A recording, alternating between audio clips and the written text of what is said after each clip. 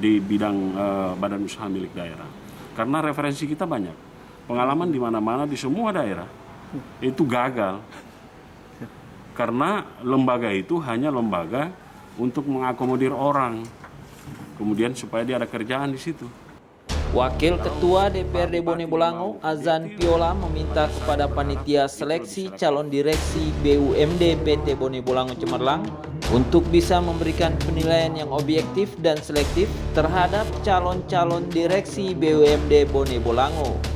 Menurutnya, kegiatan seleksi menjadi cara agar BUMD bisa dipimpin oleh orang yang benar-benar memiliki kapasitas dalam membawa perubahan yang lebih baik. Azan Piola mewanti-wanti kepada pansel calon direksi BUMD untuk tidak memilih calon direksi berdasarkan pesanan kepala daerah.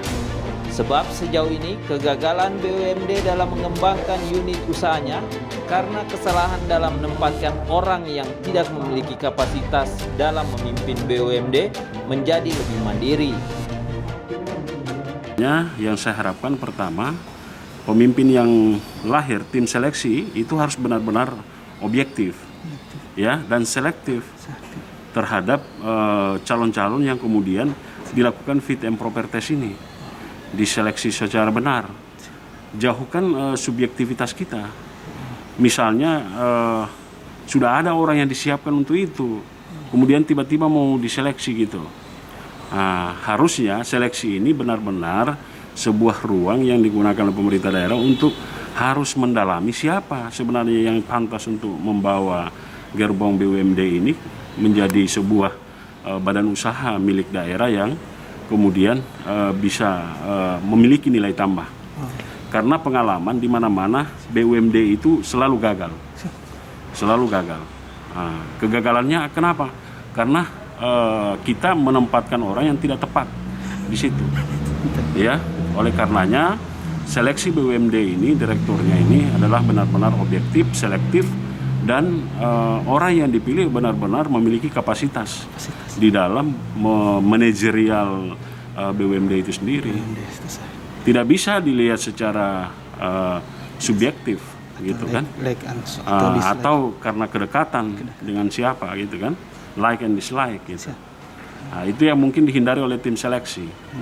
Nah, kalau sebenarnya sudah ada yang disiapkan oleh pemerintah daerah, menurut saya tidak perlu lagi ada seleksi. Ya kan, ditunjuk aja oleh Pak Bupati. Ya, kita kan sudah capek-capek untuk bentuk tim seleksi, kemudian sudah ada yang disiapkan untuk itu. Nah, itu saya warning itu. Saya sebagai wakil ketua DPR, lewat atas nama lembaga DPR, kemudian mewanti-wanti tim seleksi direktur BUMD ini untuk tidak main-main, ya, untuk harus menentukan orang yang punya kapasitas di bidang badan usaha milik daerah. Karena referensi kita banyak, pengalaman di mana-mana di semua daerah itu gagal. Karena lembaga itu hanya lembaga untuk mengakomodir orang, kemudian supaya dia ada kerjaan di situ. Nah, kalau Pak Bupati mau objektif, maka saya berharap itu lebih selektif penentuan siapa direkturnya. Gitu.